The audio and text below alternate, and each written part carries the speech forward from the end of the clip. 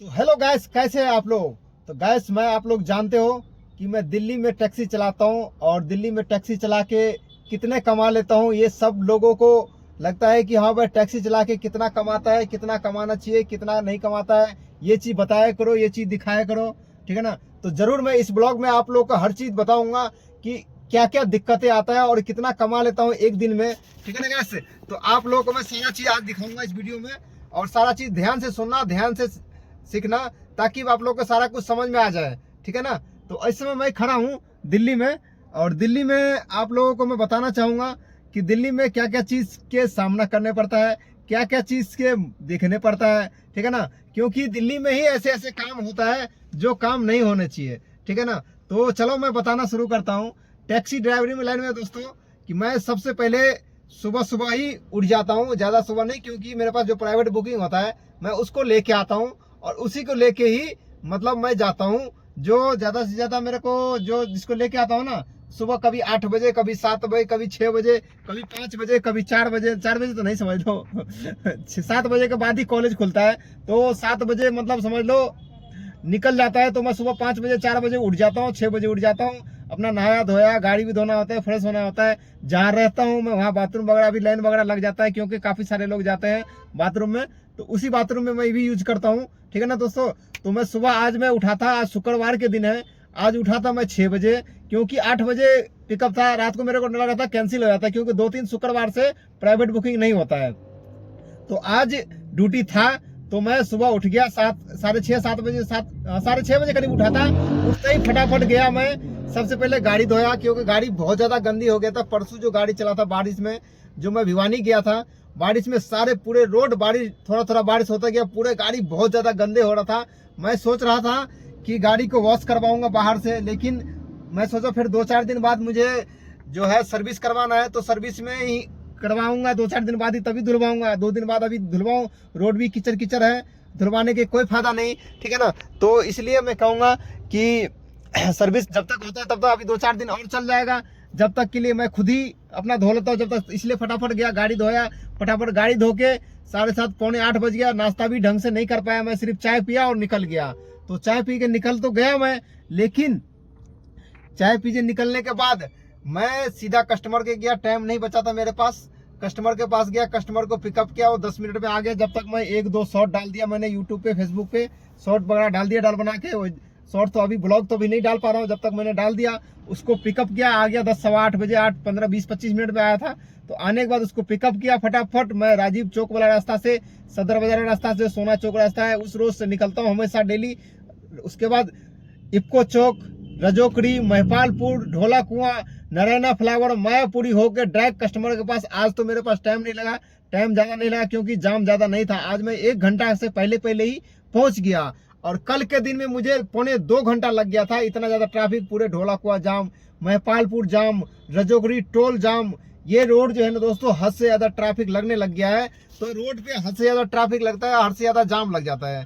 तो मैं आज तो पहुंच गया, लेकिन जब कस्टमर को जब वो ड्रॉप करता हूं, जब भी मैं पूछता हूं कि आपको कितना टाइम लगेगा वापसी, मतलब कॉलेज से छुट्टी होने में।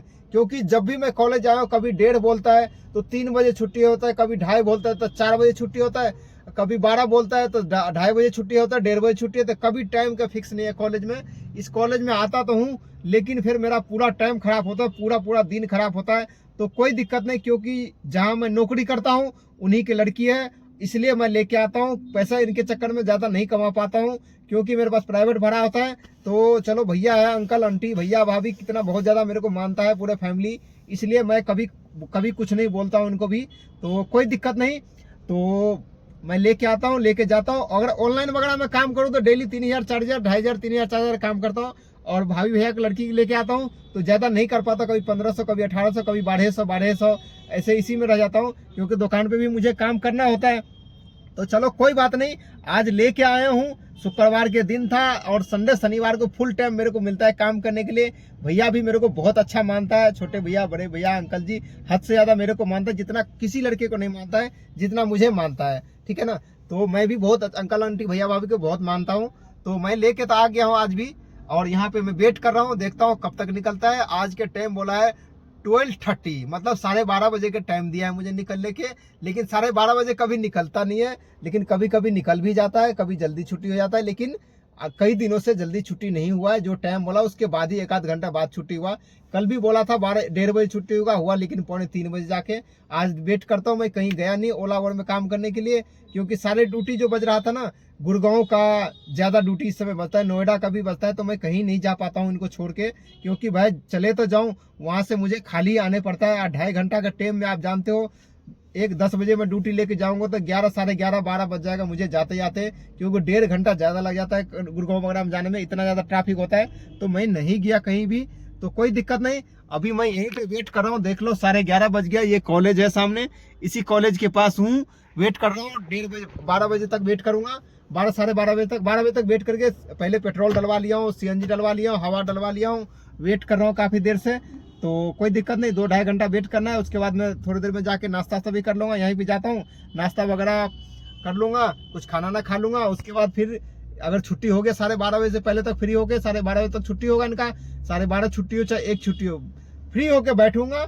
उसके बाद मैं काम पे जो होगा, छुट्टी होने के बाद सीधा गुड़गांव जाना है। गुड़गांव में देखूंगा दोस्तों, दुकान पे भी काम करना है 1-2 घंटे 3 घंटे जो भी करना होता है। अगर टाइम से चलेगा तो दुकान पे भी काम करूंगा, नहीं तो शनिवार और संडे को बढ़िया तरीके से काम करना है ओला ओवर में।